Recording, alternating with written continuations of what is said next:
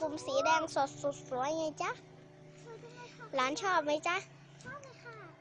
งั้นก็ดีสิงั้นหนูใส่เลยนะคะใส่เลยจ้ะน่าจะสวยนะ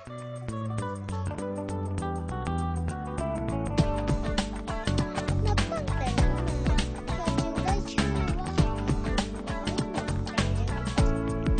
ใส่พอดีไม่ใช่หรอยายทำเองเลยนะ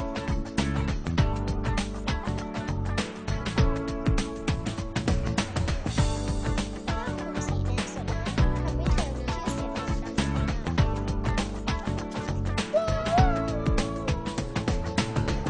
เย้จึงลูกยายเขาป่วยไม่สบายนะลูก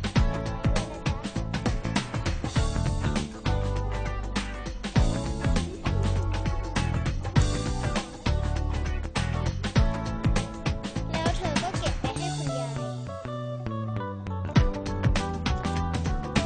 ระหว่างทางนั้นเองมีหมาป่าตัวหนึ่งแอบเดินเข้ามาเธอยังไม่รู้นะฮ่าฮ่าฮ่า